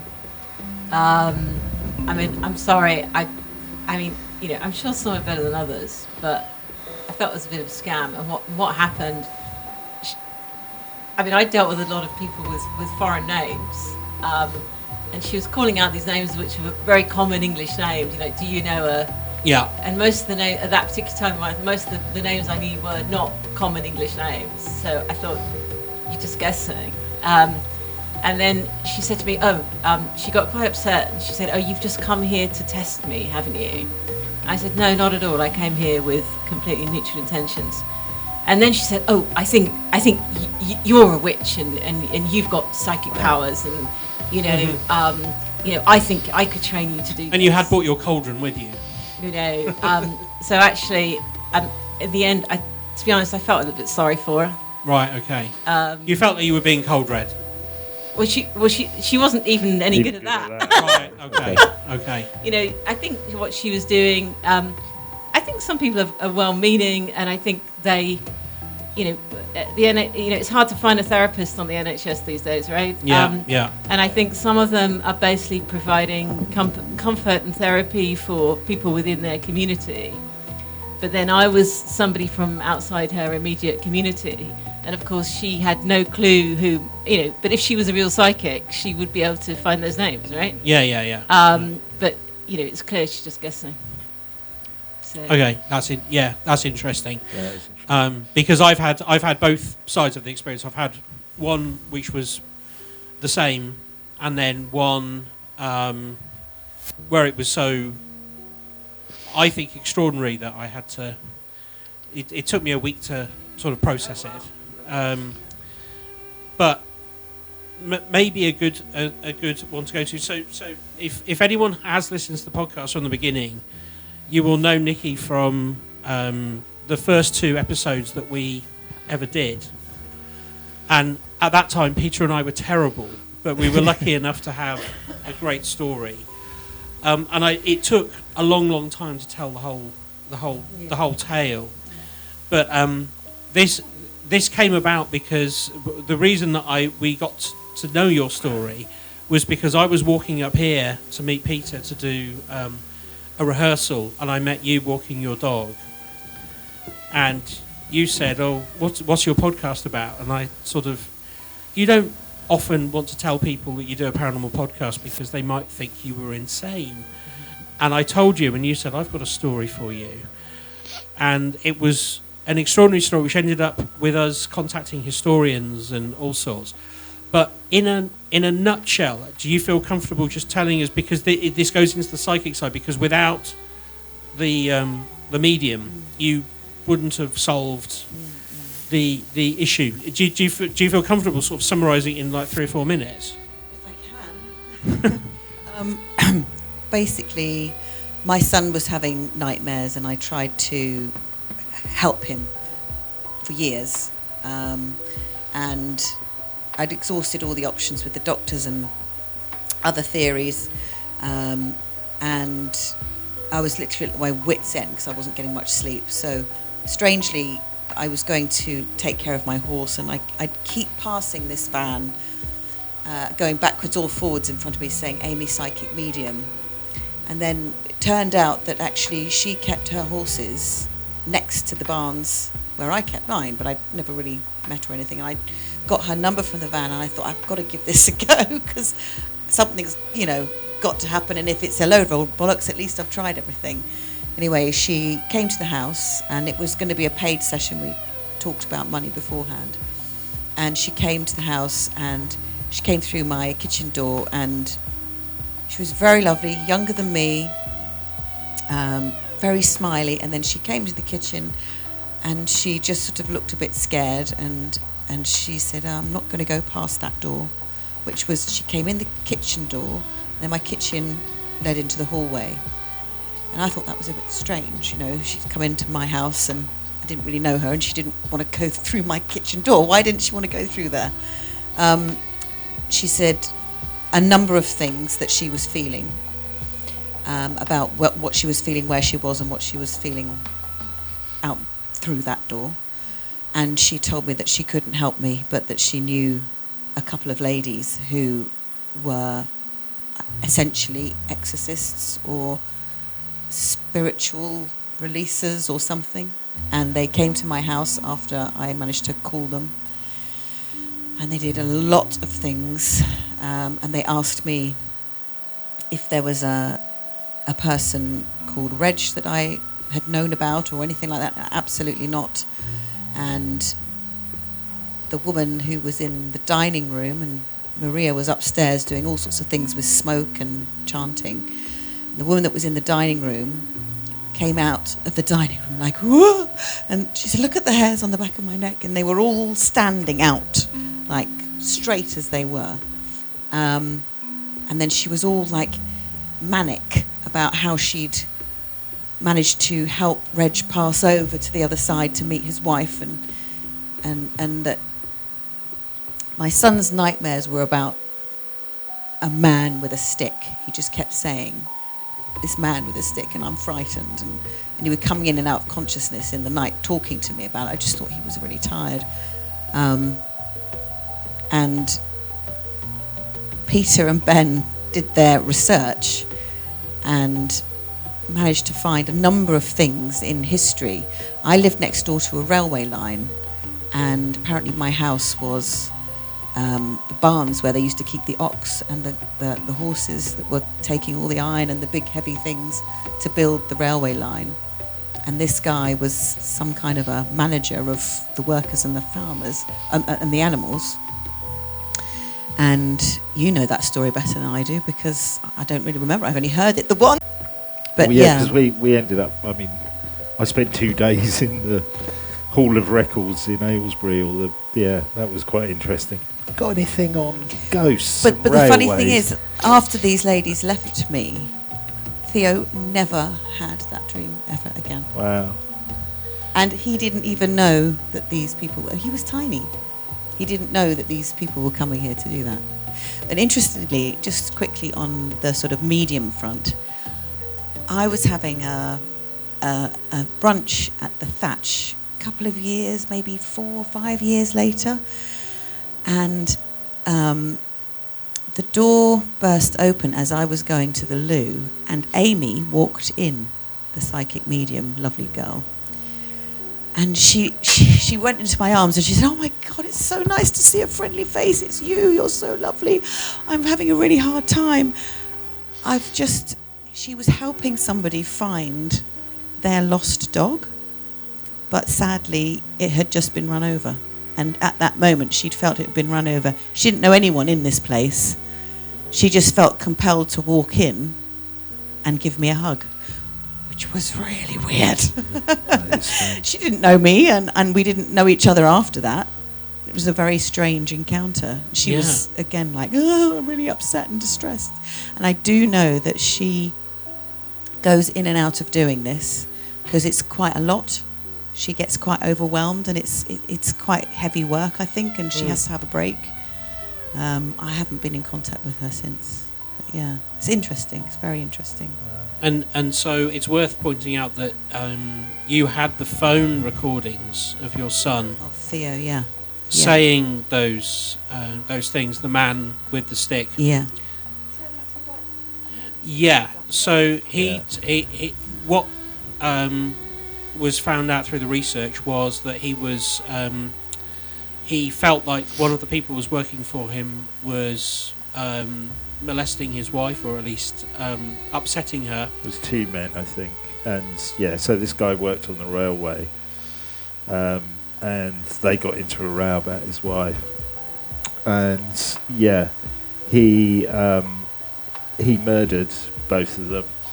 And I remember going through all the court papers at the time, and then this bit came up about one of the witnesses saying, yes, I knew it was him. I saw him walking down the street with his big stick. And there was a whole big thing about the stick, which was probably some kind of almost a pickaxe.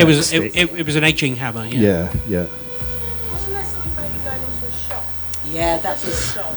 And the lady said that she could see the man behind you, smell the tobacco, and and the vegetation. Yeah, and she could see what he was wearing, which was like quite farmerish stuff, and funnily enough, the house that I had moved into, that all of this stuff happened in, the people that lived there before us, I know, got divorced. I got divorced in that house. The people that moved into the house after me got divorced, and then again after that. I mean, that's probably not that unusual these days, but it could be that, you know, it's something about that place.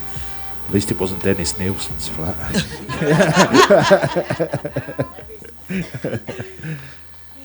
Well, before we get Trudi up to reveal what happened at the ring, there's one real story, because I go around and sort of collect them now.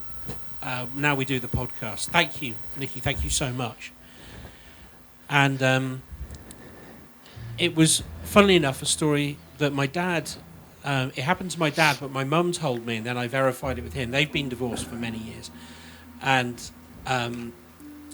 she said that when they first got together, so this is in the 60s, I think he was 20, she was 19, they were heavily into the music scene, and they were just coming out of a gig, and this old gypsy woman was selling heather and came up to my dad and stopped and didn't try and sell him heather. She said, "You're going to have 5 children." And then just turned around and walked off. And he thought that was laughable. And my mum laughed. "I'm not going to have 5 children." And up until about 5 years ago, no, maybe a little bit more, maybe 10 years ago, my dad had 4 children that he knew about. And then a girl contacted him and said, "I think you're my dad." And so it did turn out that he did have 5 children, and one that he didn't know anything about until she was in her 30s. And so this woman was right. He did end up having 5 children, and this was told to him when he was 20, which I thought was a remarkable story, and it's been verified. My dad's an ex-physics teacher, and he just talks about blues music on the radio all the time, and he has no interest in the paranormal whatsoever, but he will verify that story. Yeah. Talking of verifying stories, Trudi, are you ready to tell us what you found? Me, or do you want a bit of Annette as well? Well, Yeah, let's have both of you. Yeah. So, if that's all right with you both. So with the rings in the bag, as you saw, I was very drawn to Annette's, which obviously I didn't know was Annette's first of all, but it's also on the basis of your spiritual journey, isn't it? And in going in your next stages of your healing, which you are really just opening more up to. I found quite interested in things you said, because obviously you can change things and you can reflect on anything to make it happen. But there's things that have happened in my past, and people have said if you want to tap into this, you can. And I think you've just confirmed that to me, that things have happened, and I think they happen for a reason. So without giving away, because I know these things can be very private, can you just give us some of the general things you took from it and give us like an accuracy test? Because I think that's the sort of, that's how we understand that these things are real. I was asking, what Trudi was saying, you're very in touch with your spiritual side and you've got changes happening in your life.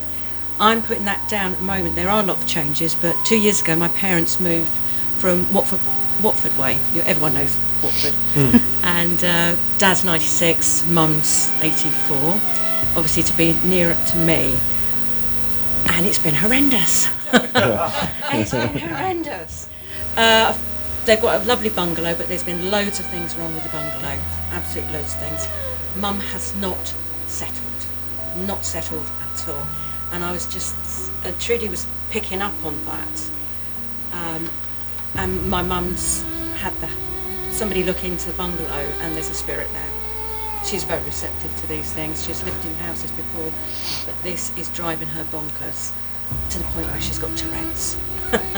At 85, she's got Tourette's, and it really is driving her mad. So we've had somebody in there. I did the sage thing. I said to Trudi, I got some sage. Be gone. Boiler. Heal yourself. Do this, do that. Singe the new carpet. So that didn't go down well, did it? But I'm trying to work so hard on positive things, and she's even saying like the dog's picking up on the bad vibes in this house, and we should never have moved there. And it's just been so draining. But so how much did you get through the ring, Trudi? I got the connection, feeling of the parents, but then the caring side of Annette wanting to help and coming to the end of her tether, because how can I help further now? But I think this is the journey now. So the journey is for to do your research into, this is sort of like almost seance-y, poltergeisty thing that's happened in the past that's now having an effect in the household. Yeah, there's things happened before which I said about, I lived in a house and everyone put it down, oh, you're stressed. You're going through a divorce, you're stressed, you're in a house. I had night terrors, I had somebody in the room with me, this very dark old man would be at the bottom of my bed. There would be things moving around the house. And it wasn't until my friend used to stay with me, my dear friend Anna, and I said to Trudi, I said, it's 1 o'clock in the morning. And I said, Anna, what the heck are you doing running a bath? And she said, I was just going to ask you the same thing. Both went into the bathroom, the plug's in, both the taps are running. I don't know how to explain that. I really can't. But that was a bit freaky. Yeah. But and there wasn't a plumbing issue. Yeah, but it was also the curiosity about the Ouija board and stuff like that. Yes, and the reason why I was talking to Trudi was, I remember I was probably about 13 or 14, and my parents were into Ouija boards. And I remember sitting at the side watching it thinking, what the heck? But they would, they'd write the numbers down, the letters down, the glass, and it would only ever move if my mum was there. Because I do believe she's very spiritual as well. And it kind of, as a youngster, teenager, you think, what's that about? Somebody's pushing it. And then it would be like, okay, everyone take your hands off. And I saw it move. And then there was one point where it got really angry and it just kept going, no, no, no. So it's moving on its own? Yeah, moving it on its own. So I remember my mum saying, thank you very much, please, we'll let you go, we'll let you be in peace. But it always, I'm kind of going back now to the problems my mum's having later in life, and was that shut down properly? Is she still holding on to things? Are there things happening in that house? We've had somebody in there, I wasn't there, but they said there is a presence. But she's felt that all through every house she's lived in, but this has driven her to despair. You're supposed to have a hello and a goodbye tile on the Ouija board. So you should have all the numbers, all the letters. You should have a yes, a no, a hello and a goodbye. And that's why they're called Ouija boards, because it's yes and no in German. We are. All Right. Well, French was yes and yes. I don't French and remember that, German. but then I'm going back. But if she several didn't have years. the goodbye Yeah. tile, it doesn't matter what you say. You've got to take them to goodbye. Is the instructions you're given, and whether I'm not here to vouch one way or the other. But it seems to be that a lot of people will believe that if you don't take it to the goodbye tile, to shut the board being open down. So it's not about you closing yourself down, it's about you closing the board down. So it's not sitting there festering away in its own little corner doing its own thing. Can you do it if you like to? Don't think so, no. I think you miss your opportunity if you don't do it then. And that's the thing, it sounds like Yes. she's possibly carried things forward, because it sounds like it And there now, was a how she's behaving. There was a real period in the, I mean, I don't know whether it still happens, but there was definitely a real period in the 80s where people didn't even use real Ouija boards. They did what you're describing. Yeah. They had Yeah. like quite often Yeah. Scrabble tiles and an upturned glass. Oh, It's not yeah. even a planchette. Oh, no. And the trouble is with that, they're very rarely new to put a good, well, Scrabble doesn't have a goodbye tile. We used to do that Yeah. as teenagers. Yeah. We used to do that as teenagers. Yeah, so did I. Either Yep. You talk about someone as if they're dead laying on the floor, and then get someone that you sort of put 2 fingers under a knee each side, 2 fingers under, and then you talk about them, you lift them right to the ceiling. It's like they weighed nothing, and it was just so strange and so weird. Yeah. I mean, we used to do that sleepovers. They have It was really good. genuinely, I mean, one of the reasons I won't touch a Ouija board is I stopped touching them after various bad things. And there was a period in my life where I'd split up with my first husband, so I'd gone to live with my brother for a little while. As I mentioned earlier, I'm a biker, so this is a house full of bikers. And they'd all come round one night and wanted to do a Ouija board. And I'm like, I'm having nothing to do with it. But there again, I wouldn't leave the room because the last time they did it and I left the room, something bad happened. So I was like, I don't want to be on my own either. So, I was in my early 20s at this point. So they did that. They got some torn up bits of paper and wrote all the letters on it and everything, and using an upturned glass. I'm sitting off to the side. So I said, what I will do is I'll write down the letters you call out for you. But I'm not touching it, and I'm not leaving the room either. So they sat for about 10 minutes or more, calling out random letters as it moved all around the board. And after a while, they were all drunk, and after a while they got bored and was like, it's not spelling anything, is it? And I didn't answer. And they said, oh, it's not spelling anything, it's just random. Oh, this is boring. And one of them sort of, I said, right, you're putting it away now. And I waited until they'd put everything away and it was all gone. And then I told them what it had spelled out, because the only person in that room who has done Latin was me. I have an A-level in Latin. And it had done a whole paragraph in Middle English Latin. What, saying what? I never wrote down the translation, but it was, so I'm not claiming this is verbatim because this is 40 years ago, but it was something along the lines of, at the bottom of the hill, underneath the big tree, by the stream, there was a shrine to the goddess Sulis, and that's as far as it got when they stopped. I don't think they did, no. There wasn't a goodbye tile, no. But nobody touching that board knew Latin, and I wasn't touching it. So the whole, somebody was pushing it, goes right out the window, doesn't it? Mhm. And it was a whole paragraph. And it wasn't in good Latin. It was in, like I say, Middle English, pidgin Latin. Yeah. That's, I've never heard of a whole paragraph coming out so clearly. Wow, that's another story. Gosh, yeah. I've been on a ghost hunt where, a commercial ghost hunt, where we split into 2 groups, and they were short on the investigators who run it because they know me well. They said, "Oh, well, can you run the upstairs group, Ruth?" So I was running the upstairs group. The paid investigators were running the downstairs group, and the downstairs group we're just doing like a call-out session. The upstairs group were doing a Ouija board with me, but I wasn't touching it. I was letting them do it because they wanted to. And it was spelling out this name over and over. We kept saying, "What's your name?" and it kept spelling this same word. So in the end, I moved them on to something else to do. And then we took a break and we did a little debrief between the 2 groups. So I explained to the other group what my group had been experiencing. And somebody in their group gasped out loud, and this name that didn't look like a name to us, that it kept saying over and over again, was the name of her father-in-law who had died 3 weeks ago, and it was an Indian name that we didn't recognise because it was an Indian name. But it was trying to come through on the Ouija board, and because we didn't recognise it, like you were saying earlier, you wouldn't necessarily recognise it. As somebody was saying, weren't they, about foreign names, and you don't necessarily recognise them. Yeah. And so because we kept saying, what's your name? And it kept spelling this word, and we kept, that's not a name. But apparently it was an Indian name. So, yeah, I don't trust them.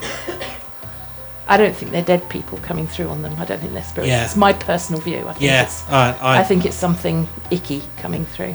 Yeah. I went on a commercial ghost hunt with somebody, a friend of mine. Also, coincidentally, she worked with me, and it was at the Four Crosses Hotel. Is it the Four Corners in Dudley?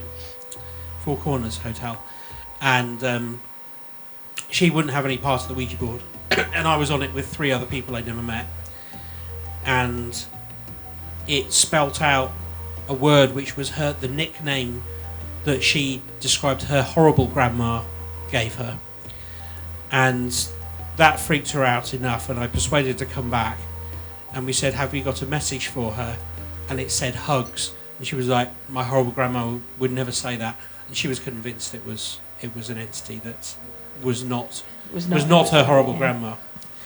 Well, look, this is a good time as we're getting towards the end. Has anybody got any questions or points they'd like to make to anybody here, or Nick, if Nick is still at the back? Oh, he's still there. Hello.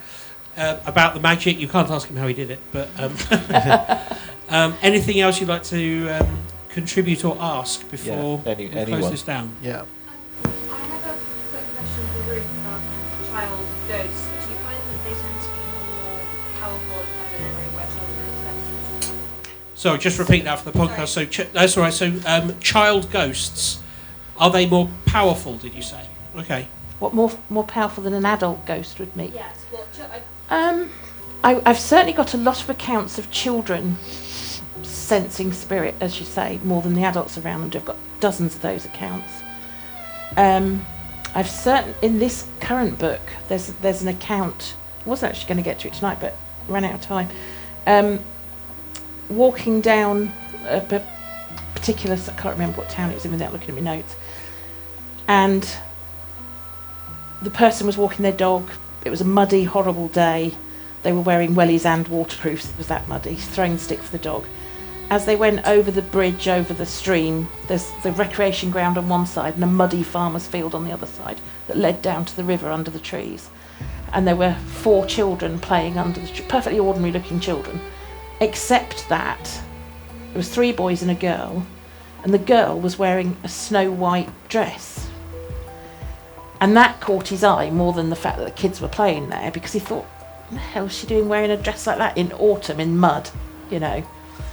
But carried on, you know, and he passed quite close by the girl, and she didn't acknowledge him in any way. When he got to the end, he thought, no, there's something not right about that, because she was wearing like a frock, and it's autumn, and it's muddy, and the frock was white, and anyway, who the hell wears frocks today? So he went back to look for them, absolutely no sign of them. Searched all over, ran down the path down the other end, no sign of them, but they'd been perfectly solid. He then found another person who'd seen them, who was a runner, and had seen them on the same path. So he went and dug around in the historical archives in that town, and there was a man called Peter back in the 1800s, whenever, I forget, who had 5 children, and he turned up at the children's school one day. The man's name was Peter. He turned up at the children's school and asked to take his children out of school, but only 4 of the kids were in school that day because the second daughter had stayed home ill with the mum. So the teacher would, take your kids. So he took the kids, he led them along this path down to the river, where he murdered all 4 of them with an axe and then committed suicide.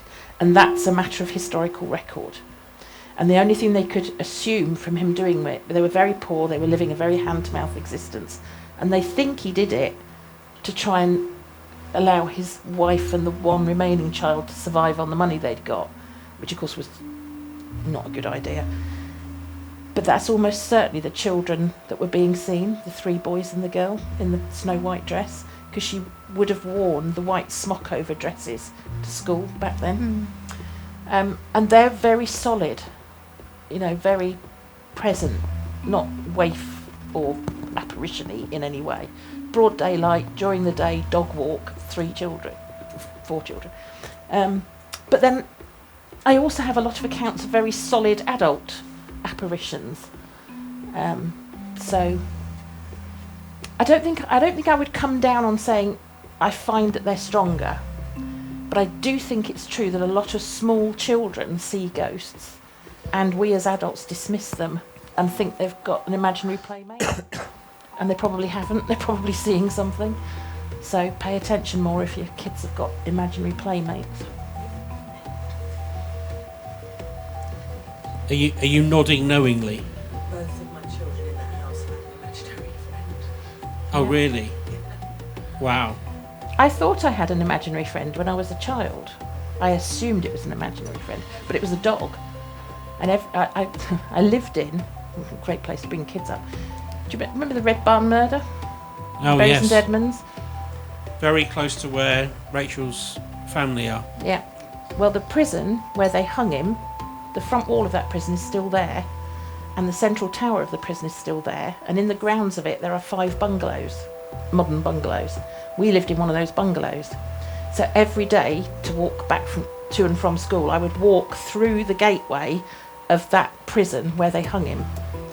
And he was one of the last public hangings in Britain. I don't think he was the actual last, but he was one of the last. And every day when I walked through that archway, I thought this dog would come and walk with me. We weren't ever allowed a dog when I was a kid. Not that young, we got one later on, but not when I was little. And I assumed I was imagining this dog, but I was quite happy to imagine it because I wanted a dog. And it would follow me all the way down to the bungalow and then bugger off. Until one night, my sister and I shared a room, and she woke up and she sort of squealed and woke me up. And I looked at her and she said, there was a bloody dog sitting next to your bed, and she described my imaginary dog, which I'd never described because I thought it was my imaginary dog, but apparently it wasn't because she saw him too. So, anybody else? In that case, shall we close this podcast down? Yes, should we close this podcast down? Oh, thank you, everybody. You know what? I won't just thank everybody who's kind of been on the stage, but thanks everybody here, because everybody's kind of taken part, haven't they not? Yeah. Why don't we all give ourselves a huge yes. And it's just left to say that's it from us. Yeah. It was, if you haven't listened to us, please give it a go. And if you have listened to us, please give us a review if you're going to give it 5 stars. And keep listening. And keep listening. And yeah, thank you for turning out. And thank you guys, our patrons, for coming down from such a long way away to, thank you.